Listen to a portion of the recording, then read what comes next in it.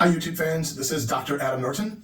I just wanted to give you an update about what's going on with the channel and everything. First, I want to thank YouTube for the good stuff. I put the videos up there and there's been positive things with getting all the subscribers. I was really happy I got all these 121,000 subscribers. I'm really excited about that. So I just want to start by thanking YouTube for this opportunity with this job. There's been some cool aspects to it. But I have a lot of questions and maybe some other creators can help me out because I'm having a lot of problems. And of course, it's impossible to get a hold of YouTube and ask them questions about things. Basically, I'm having problems with copyright infringement on my videos. Here are some of the issues I'm having. The zebra videos that got millions of views out there. It seems like anytime I create a YouTube video that does well, one of the first things that happens is it gets demonetized for one reason or another. Then the second thing is another YouTube channel re-uploads my video content without my permission. Then the third thing is they don't get demonetized off of the video and they get a lot of subscribers and they make a lot of money. It's very frustrating. It doesn't seem fair that I get demonetized, I don't make the money, and yet in a developing country or somewhere, they make a copy of the video and they get all the money and all the subscribers and everything. It just doesn't seem right. I've reported the theft of the video. In fact, I've reported hundreds and hundreds of copyright infringement on my videos. I spend every day for a year, I've reported copyrights on it, and YouTube changed the policies. You can appeal that process, counter notification. So YouTube has made it very easy for a channel to appeal my copyright violation. All they have to do is, there's a form, and it just takes a few seconds. They just put a name in there. It doesn't even have to be the real name. They put Fanatic in there and it generates this form, and then I have 10 days to appeal with a federal court case if I want to keep my own content. I've actually gotten legal assistance on this, like who actually does that? You can't have frivolous lawsuits. These people, they don't even provide the correct address of a place. Like, it's so frustrating. It's just, they can put the Fanatic. So I'm suing the Fanatic with no address, no information. I can't take that to a federal court and get them to make a case on that. I can't contact anyone at YouTube. It's just like auto-generated responses. I've tried it with the chat room. I'm appealing to other creators and YouTube fans if you know what I can do or have any advice on this. So specifically, like one example is this channel, The Fanatic, that they'll take like a few seconds of my content and then they will put it several times within one video. And then they make a video with like a computer-generated narration. And the narration doesn't even fit the video. And they just use segments. There'll be a few segments of my content and they switch it with someone else's content that they took without permission. And then it's back to my zebra footage, then someone else's content, then a few seconds of more of my crocodile content. And then they create this video and they get millions of views. I've seen like 5.5 million views on one. And then not only that, then they re-upload, they have other channels. Then they have the Mexican version of it, El Fanatico. And then they reuse the video again on that channel. There's a German version, like Der Fanatiker. Then they reuse the clips of my video on that. And they'll come up with like a fake source under. They'll say this is a 5.0 Safari video. And they put the Fanatiker logo. And then they copy it again on El Fanatico, Der Fanatiker. The Brilliant is another channel. I don't even know how many channels they have where they're reusing my content and that of other creators and making millions of views. I looked up the worth of the Fanatic channel and it shows they're pulling in $2.3 million a year. And yet they can't share any of the proceeds with me. I've written to them, and it's very suspicious. The first time they write back, they say they're based out of Lahore, Pakistan, and they aren't really. It's not a real place. The reason why they say Lahore, Pakistan is they know I can't go there easily. And then it turns out like, oh, they're based in Germany. That's also another false name. Or they're based in Mexico. Or then it came back to, I'm corresponding with someone in Zimbabwe who won't even give their name. This is Tatenda. And Tatenda, as I know from being in Africa, is a greeting. It means like thank you or blessings or whatever. So I went back asking questions like, if you want, they're like, hey, we're willing to purchase your content. And I'm like, on how many channels? And I know like they want it on more than one channel. They're going to put it on all of their channels. So give me the links and the names of all the channels. I need your full name, your real name. I need your address. And they don't want to provide any of that. It's just really very suspicious, just very frustrating. In addition to the YouTube websites that the Fanatic uses my content on, they have a Facebook channel where then they re-upload the videos again. It's very easy with editing software. They just use the same clips over and over. So they just cut the clips and then they rearrange it again.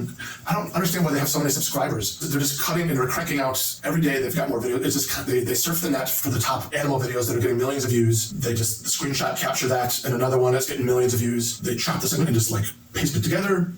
And then they have this computerized narration, and the narration doesn't even fit the video. It's not the right location. It's not the right animal, but then that helps them stay monetized because then they can say it's educational material. Again, very frustrating. Here you can see their logo is the pirate. So what does a pirate have to do, you might ask, with animal videos or nature? It has nothing to do with it. I believe the pirate is showing that it's all pirated videos. That's what I think their logo, the pirate for the Fanatic, is for. It's haha, they're laughing at us. We just pirate videos, we cut them, splice them together, and it's 1 million subscribers almost on one channel and millions of videos, and they're making a ton of money. I just feel like that's what the Fanatic and the pirate is all about. Can you explain that YouTube is asking you to file a federal lawsuit and obtain a court order and send that to them? And you've been told by counsel that that's very, very unusual and very, very difficult. But you don't even have the name of a real person to serve legal documents on. The responses Adam receives from YouTube keeps saying that he has 10 days to obtain and send them an order issued by a federal court in a case he has brought against the individual listed in the counter notification, an order by a court ruling that that entity has infringed on his copyright. That is something that is virtually impossible to get, let alone in 10 days. From the start, it's impossible to serve someone, even if you were to have an attorney draft a complaint and have a federal court issue a summons. How do you serve it on a fake name of someone who lives in Pakistan? Every person listed on these counter notification, Adam has looked up in Google. He's been able to find any verification that these are real people. It's folly to go into federal court to bring suit against people who don't exist. And all he's asked YouTube for is to require these people to send in a copy of their passport or information verifying that they're a real person and a real address where they can accept service. And YouTube has ignored every one of those requests and instead continually just demands that Adam send them a court order. And that's demanding that he make bricks out of hay and water. It can't be done. So the other thing with it too is when we've asked for the Fanatic channels, Jeff Fanatic or El Fanatico, the Brilliant, they don't even have to be careful. So the first time I'm talking, the first dozen things, it's someone in Lahore, Pakistan. Then other times it's like suddenly they're based out of Zimbabwe, is Tatenda. Then it's someone else. Then suddenly their story's not consistent. I mean, it wouldn't hold up. They don't even have to be consistent with their story. Then it's the channel's in Mexico. Then there's somebody else that's Der Fanatiker based out of Germany. And they're confronted about them. So the person in Zimbabwe is like, oh, well, we have locations all over the world. So it was to throw me off in the first place was to say Pakistan, because we have to get permission to enter the country Pakistan. So they know very well that I'm not going to go there and file a court case. And then they keep switching it, which shows that they're not being honest, and it shows a lot of inconsistency. Right. It's a huge expense to file a federal lawsuit. And to proceed and file a federal lawsuit when you don't even have the name of a real person is utterly ridiculous. The federal courts don't want people doing that. The attorneys involved in that lawsuit are potentially violating their own licensing by bringing frivolous lawsuits. And yet that's what YouTube is demanding. So what I really like YouTube to do is these channels had to provide an address to set up the Google AdSense account. It would be very easy for YouTube to match the address in Lahore, Pakistan that they're giving to me to the address that the Fanatic channel originally provided to get to the check. Like they had to receive a piece of mail, and it did not go to the bank account that they're getting checks at is probably at the United States. It would be so easy to catch them on a lie. And I don't have the ability to look up their Google AdSense account, as far as I know, to see where they're getting payments from YouTube. But I know it's not to Lahore, Pakistan or to Germany, or unless they're a lot bigger than I realize. But YouTube does have an address. They had to provide an address to become monetized in the first place. And YouTube had to send a piece of mail to the address that the Fanatic provided in order to get future payments from YouTube. And if any creators have successfully responded to a counter notification, please let Adam know how you did that, because it doesn't seem like it's possible unless you have unlimited funds to engage in litigation against fictitious people in foreign countries. I'm sure that one response that people would be like, well, at some point you just, when your video's been out there for a while, you just have to drop it. But if I made the amount of money I should have in the first place off it, with it being monetized, I feel like, well, I got a significant amount of money. I didn't even make a fraction of what the video should have made. It was 36.5 million views for one and 14 million views for another. I didn't really even make any of the money, whereas this channel is making a lot of money from it. And again, pertaining to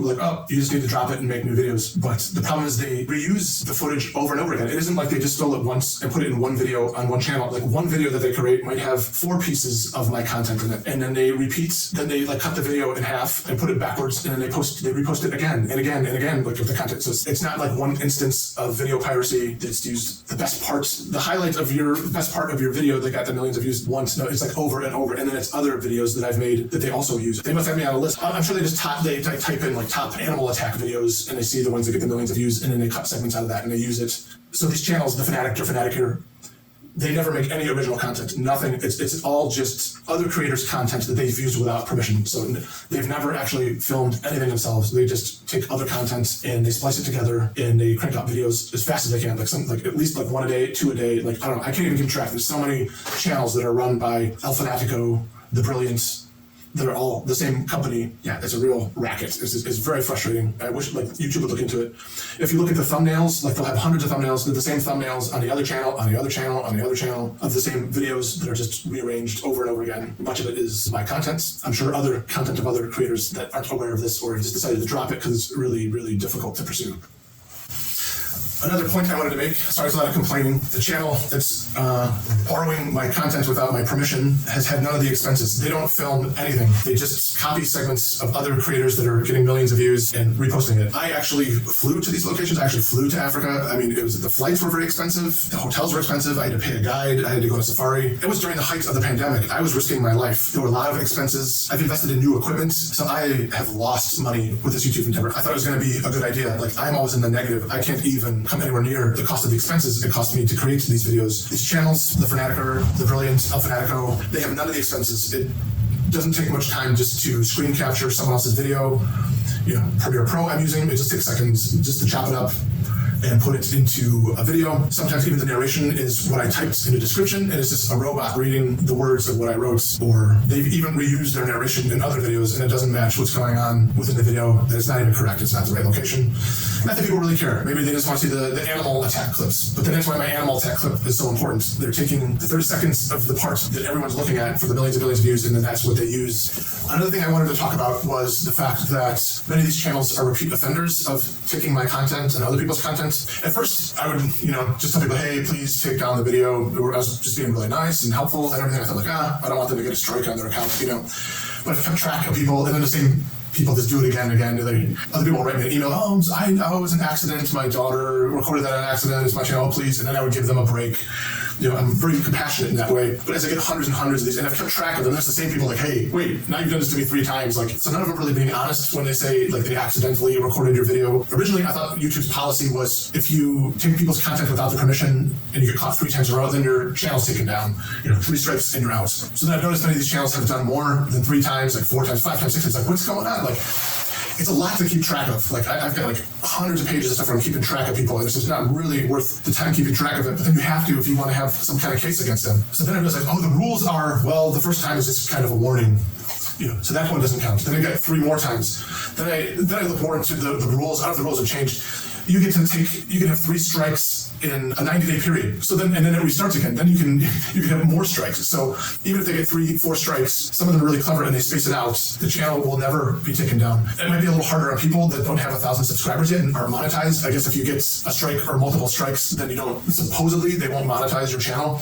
But especially these big channels, they got it down. They can take, some of them have taken my content so many times. It's way beyond 4 strikes or 5 strikes. So I report it and then I win the copyright strike. It says, the video has already been removed. So I reported them for taking my content and they immediately remove it and then it's not even counted as a strike. I don't think there's different terms in there. There are different messages. Did they even get a strike?